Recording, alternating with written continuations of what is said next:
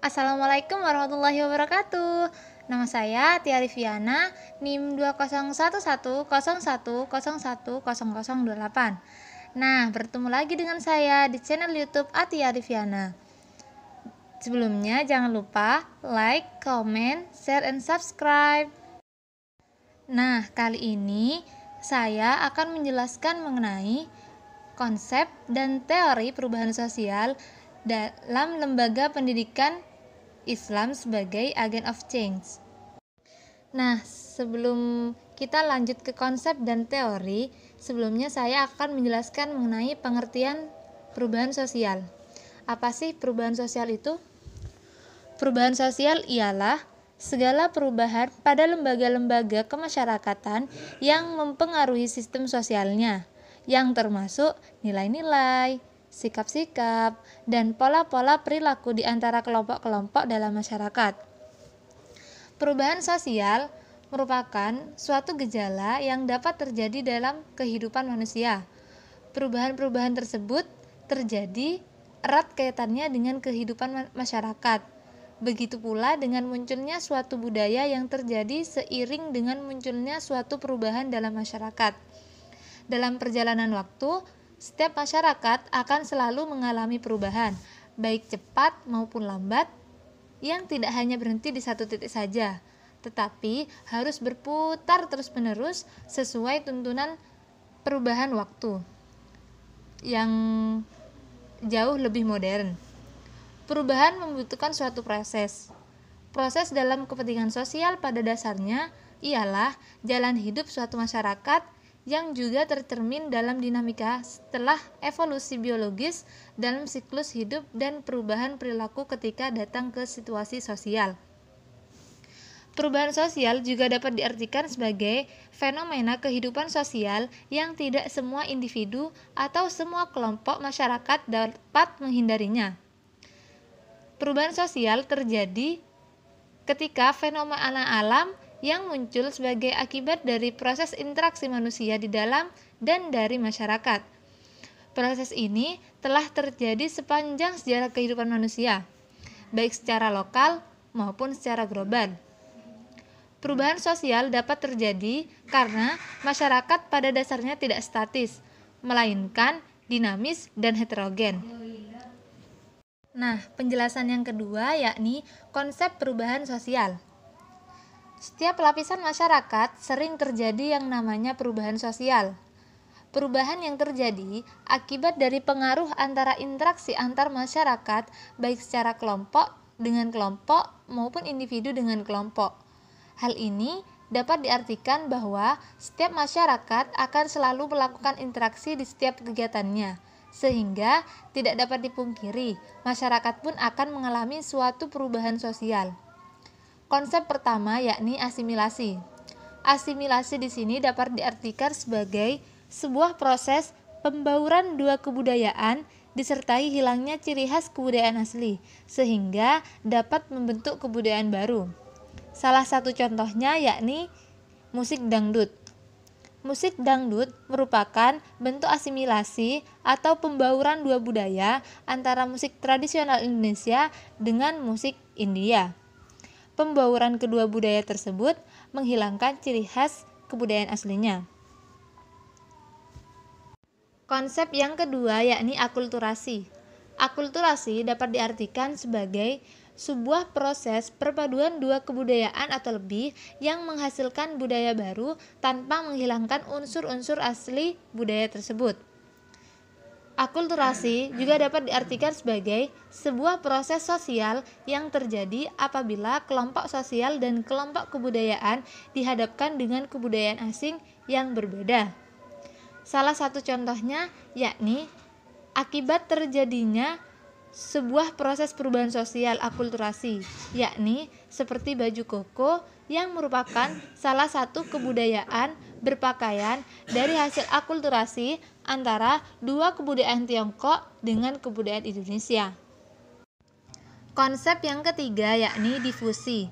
Difusi dapat diartikan sebagai sebuah proses penyebaran dari unsur-unsur kebudayaan dari satu lingkup kebudayaan ke lingkup kebudayaan lainnya, sehingga Dalam proses ini diperlukan adanya proses imitasi atau teknik meniru.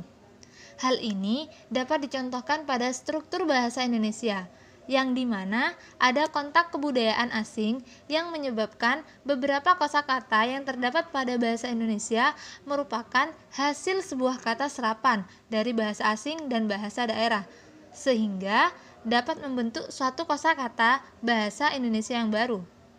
Jadi, dapat disimpulkan ketiga konsep tersebut bahwa asimilasi, akulturasi, dan difusi dapat terjadi jika sebuah sikap saling terbuka antar kebudayaan satu dengan kebudayaan yang lainnya.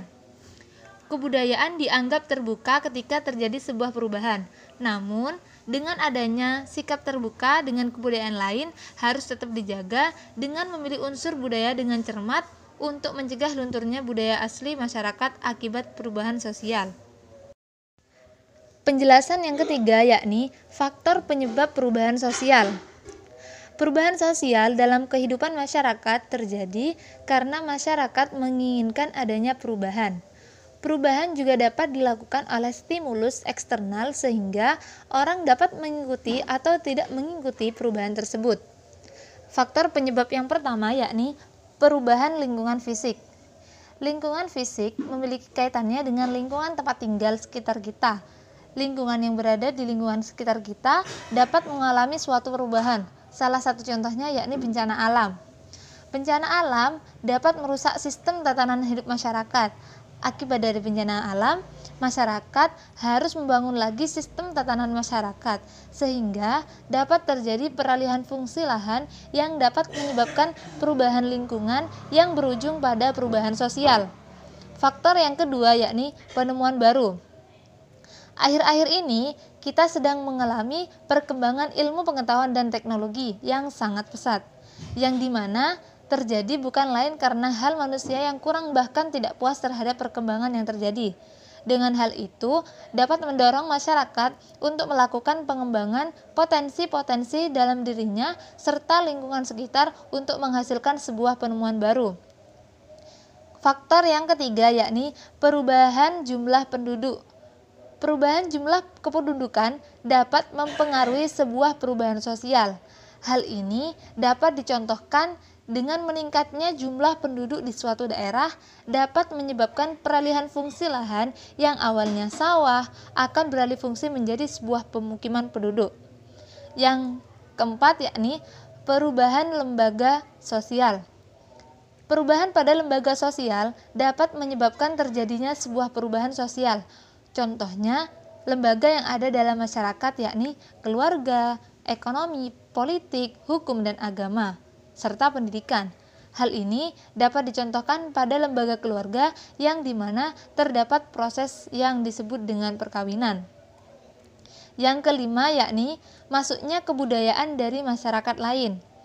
Masuknya kebudayaan asing dapat memicu terjadinya perubahan sosial. Masuknya budaya asing yang diterima dan diterapkan berdampak pada kehidupan sosial dan mengarah pada perubahan sistem sosial.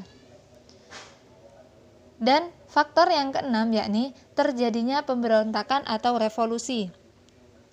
Adanya revolusi dapat mengubah struktur pemerintahan yang ada. Revolusi dapat membuat suatu perubahan yang cukup besar, misalnya mengubah bentuk suatu struktur pemerintahan yang awalnya kerajaan menjadi sebuah republik. Unsur yang ketujuh yakni terjadinya peperangan. Peperangan dapat memicu perubahan sosial yang sangat besar. Hal ini dikarenakan dengan adanya peperangan akan muncul sebuah konflik yang dimana akan menimbulkan perpecahan satu sama lain. Oleh karena itu, setiap kita sebagai warga negara yang baik hendaknya selalu memelihara dan mewujudkan perdamaian dunia. Yang kedelapan yakni pertentangan dalam masyarakat.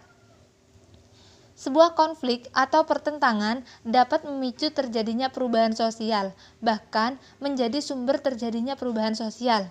Namun, konflik yang terjadi di sekitar kita tidak bisa dipungkiri, karena dengan adanya interaksi sosial yang ada dalam kehidupan masyarakat. Akan tetapi, perdamaian masih bisa diupayakan untuk menyelesaikan suatu konflik.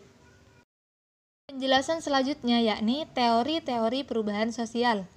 Terdapat 4 teori yang ada dalam perubahan sosial. Keempat teori ini dapat kita pelajari atau gunakan untuk melihat perubahan sosial yang terjadi pada masyarakat. Teori yang pertama yakni teori evolusi. Teori evolusi bisa disebut juga dengan teori linear atau teori terus maju semakin modern. Hal ini dapat kita artikan bahwa masyarakat akan mengalami suatu perubahan secara bertahap dan berkala sesuai dengan tahapan yang sudah ada.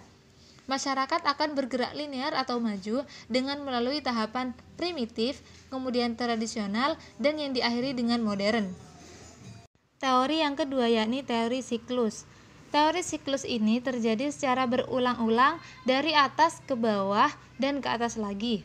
Perubahan sosial yang terjadi pada teori ini berputar seperti roda yang tengah berjalan. Maka dapat dicontohkan pada masa kerajaan yang awalnya terlahir dan kemudian mengalami masa perkembangan yang dimana sangat sulit untuk dilewati. Dan selanjutnya pada masa kejayaan, disinilah puncak dari keberhasilan sebuah kerajaan. Dan tak lama kemudian terjadilah kehancuran yang disebabkan oleh perubahan penduduk kerajaan. Setelah itu akan muncul sebuah kerajaan baru yang akan menggantikan kerajaan yang sudah ada. Kemudian teori yang ketiga yakni teori fungsional. Pada teori ini dijelaskan bahwa masyarakat memiliki sistem sosial yang saling berhubungan karena masyarakat jauh lebih stabil dan cenderung mencapai keseimbangan. Jika terjadi suatu pada diri mereka, maka harus dilakukan penyesuaian pada salah satu unsur yang sudah masuk sehingga masyarakat tidak akan terancam oleh keseimbangan dan tertekan oleh keadaan yang ada.